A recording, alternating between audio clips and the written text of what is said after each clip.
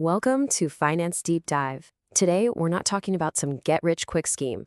No, we're talking about a much, much more important skill: how not to go broke slowly. So let me ask you this. What do you think is the single biggest threat to your investment portfolio? A market crash? A recession? Well, the answer is probably not what you think. As we're going to break down in this explainer, the real danger is often staring right back at you in the mirror. It all starts with a weird little quirk in our brains called loss aversion. Basically, our ancient survival instincts make the pain of losing something feel about twice as strong as the pleasure of gaining that exact same thing. Now, that's great for, not getting eaten by a tiger, but it backfires spectacularly when it comes to your money. And this deep-seated fear of losing, it's the puppet master behind almost every major investing mistake. And the very first threat it creates is the most sneaky, the most deceptively simple one of all: fees. 1%. You see it on your account statement and you just think, what's 1%? It feels like nothing. But that tiny number is a silent portfolio killer. It's like a tiny, slow leak that over time can sink the entire ship.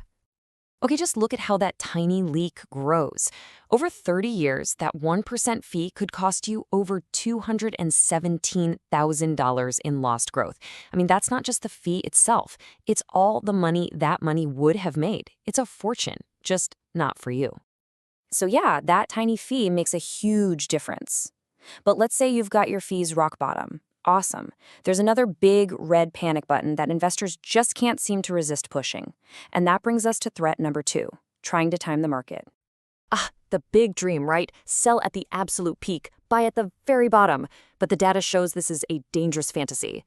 The market's most explosive days, the ones that really make you money, often happen when things look the absolute worst, right next to the biggest drops. So what happens if your fear makes you jump out of the market? The results are, well, they're staggering.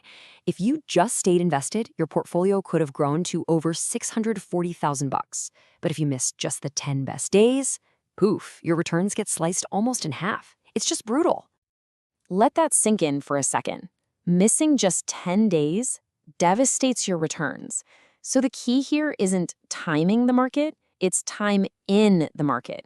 But just staying in isn't enough if you're making this third critical mistake: believing way too much in one single investment. Putting all your eggs in one basket can lead to complete and total financial ruin. And the classic cautionary tale that every single investor needs to know is the story of Enron. Just think about this. Thousands of employees had their entire retirement, their whole future, tied to the company's success. An incredible 62% of their 401k money was in company stock. They worked there, they thought they knew the company, so it felt safe. It felt like a sure thing. And then, in one fell swoop, they lost their jobs and their life savings. The defense against this kind of catastrophe is simple, but it is absolutely non-negotiable. You have to diversify. And that doesn't just mean owning different stocks. It means different kinds of assets in different parts of the world, in companies of all different sizes. This right here is basically the blueprint for a portfolio that can take a punch and keep on going.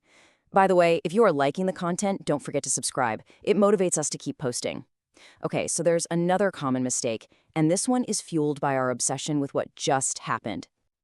You know, it is so tempting to look at the list of last year's hottest funds and just pile your money in, assuming that winning streak is going to continue. But does it? I mean, what does the data really say about a top fund's ability to stay on top? Okay, brace yourself for this number.